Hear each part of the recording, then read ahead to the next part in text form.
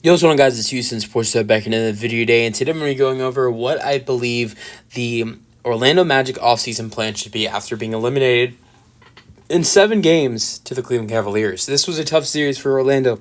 They definitely showed some really good things, and you know, there were some things that were not great. Obviously, not being able to shoot the ball well was one problem, and it was one problem throughout the regular season, even though the Orlando Magic were a good team. Shooting the ball was a problem. I wouldn't say it was a huge problem during the regular season. It wasn't a good thing, but it really hurt them in the playoffs when they really couldn't get a postseason road win. They were 0-4 in Cleveland, and I think, honestly, the fact that you couldn't get, if you would have got one win, you would have won the series. They'd be playing Boston right now, in the second round. And honestly, Orlando would have matched up pretty well against Boston, in my opinion, and could have had it. Honestly, I watched Game 1 against Cleveland. Boston and Cleveland. I think Cleveland. I think they're a team that can compete with the Celtics. I definitely think they will grab a game or two against this Boston Celtics team. I don't see Boston sweeping them.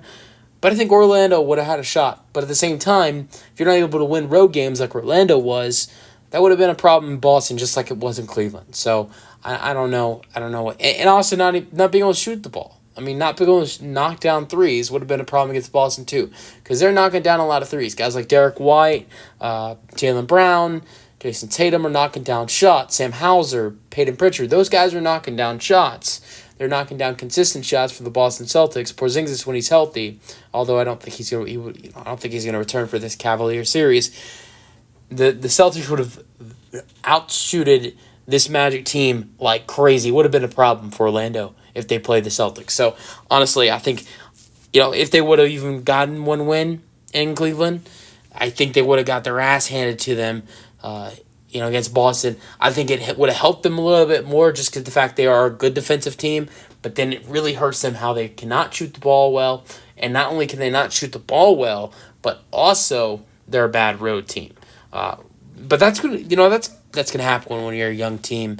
And I'm gonna go over what I believe this Magic team should do and do this offseason to help them succeed more. And the first thing I'm thinking about is guys that are more experienced, guys that are good 3-point shooters. That's what I think Orlando needs to be looking at. And I think Orlando, they didn't go out last offseason and make big moves. I thought Orlando was going to make some big moves last offseason. They were rumored to some bigger names in free agency. They were linked to some bigger names like D'Angelo Russell and Fred VanVleet. I know those guys aren't, big names to bring in. They're not huge names to bring in, but they're expensive guys. D'Lo got over $10 million a year. Fred VanVleet got $30 million a year or something like that with the Rockets. I'm glad the Magic didn't sign Fred VanVleet because I am a Rockets fan, and VanVleet was fantastic for this Rockets team, our Rockets team this year. So glad that we got VanVleet instead of Orlando. But Orlando's most notable move in free agency last offseason was signing a guy like Joe Ingles, who made a big impact for their team, to $11 million a year. And, that was their biggest move in the offseason. And they were linked to guys like VanVleet, D'Angelo Russell, and other names. So that surprised me, at least. Now I'm going to go over what I believe Orlando needs to do this offseason to improve themselves as a team. And I'm going to go over the first thing. And I think some people, I don't know how people are going to think about this, because at the same time, I believe this would be a good addition. I'm going to say it, and people might be upset about it. Orlando Magic fans might not want it. But I think it's Klay Thompson. I think that's one of the things that they need to bring in. I look at his role, what his role would be with Orlando compared to what he did in Golden State. Golden State, he's expected to be that second option. He's expected to be that second scorer. Joining Orlando with what I have Orlando doing this offseason, what I think they should do this offseason, he'd be the fourth option on this Orlando team. You need a good 3-point shooter. You need good 3-point shooting. You're one of the worst 3-point shooting teams in the NBA. You need 3-point shooting. I believe Klay Thompson is a guy that brings 3-point shooting. The Magic have interest. Klay has mutual interest. Now, I don't think you're going to throw Klay the bag. I don't think this is something you're not going to, offer him I think at the max $20 million a year for maybe a 2-year, 3-year contract. I think it has to be a team-friendly deal. We're like, okay, we love who we're bringing in here. He's willing to leave Golden State. Maybe $15 million a year. He's going to be a guy who's going to come in, average maybe 15, 5, and 3 for you, if not maybe more. He's going to shoot over 40% from 3. You need someone like that. You need someone who has experience. You need someone who's a good 3-point shooter. Also Klay Thompson's a guy who's definitely going to be able to, play well for you in road playoff games, something he's done a lot in his career. I believe Klay Thompson is a good fit for this Orlando Magic team, but it doesn't solve the problem at point guard. It doesn't. I'm sorry. It doesn't solve the problem for the Orlando Magic at point guard. I love Jalen Suggs. I think he's a great player. I don't see him as a point guard, though. I see him as more of a shooting guard than actually a point guard. And I think he's a great player. He's a good point guard. He's a solid defender. But at the same time, I would like to see him either move to the shooting guard. We'll see what Orlando would, if let's say Orlando makes the trade I'm about to suggest they make, and then sign Klay Thompson as well, then there definitely would be a decision. Do we keep Jalen Suggs as the shooting guard in the starting lineup and move Klay Thompson to the bench, which he has done in his career last season with the Golden State Warriors, or do we put Klay in the starting lineup, or and put Jalen Suggs in off the bench, which would be a decision Orlando would have to make.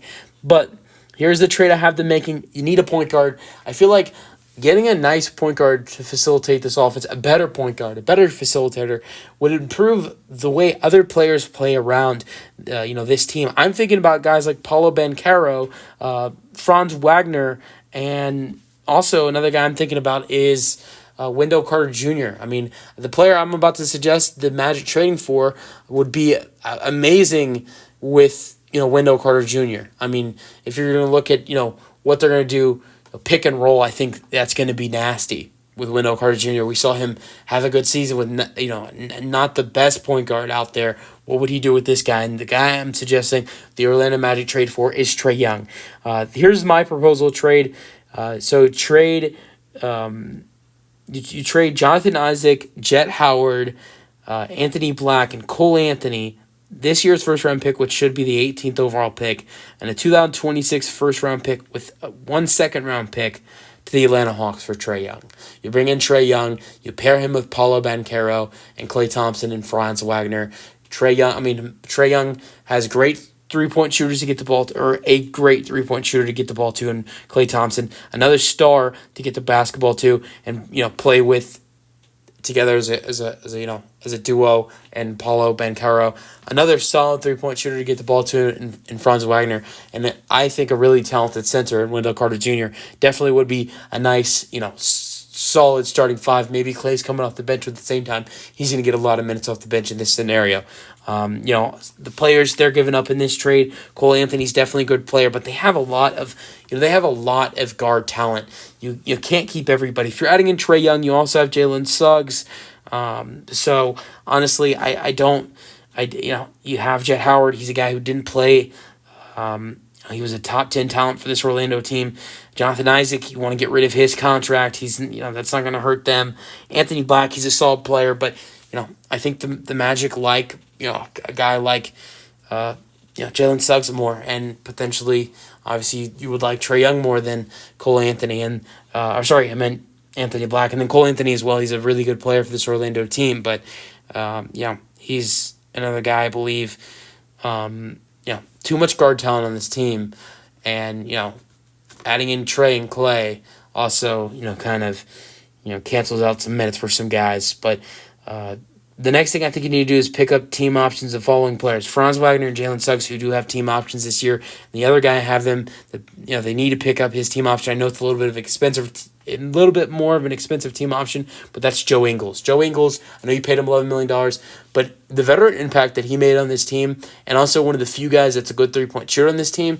If you look at this team, this proposal team I have, outside of Trae Young and Klay Thompson, the additions I have this team making, there are not a lot of other good 3-point shooters on this team. But I'm going to go over what this team looks like after the proposal offseason I have. Point guard, you have Trae Young. Shooting guard, you have Klay Thompson. Small forward, you have Franz Wagner. Power forward, you have Paulo Banchero. Center, you have Wendell Carter Jr. And then off the bench, you have Jalen Suggs, Joe Ingles, Mo Wagner, and Caleb Houston, a guy I really like. He's a good 3-point shooter, and he didn't get a lot of minutes. He's a good 3-point shooter, which I think is a good addition for this Orlando team, who's not a good 3-point shooting team. He's young. He has some good size. He's like 6'6", 6'7". So I think he's someone who definitely could, if Orlando makes a big trade, dump off 3-4 players this offseason. Definitely is a guy who could get some rising minutes next season. Let me know your thoughts on what I think this Orlando Magic's offseason plan should be. And that's the video. Hope you guys enjoyed. Peace out.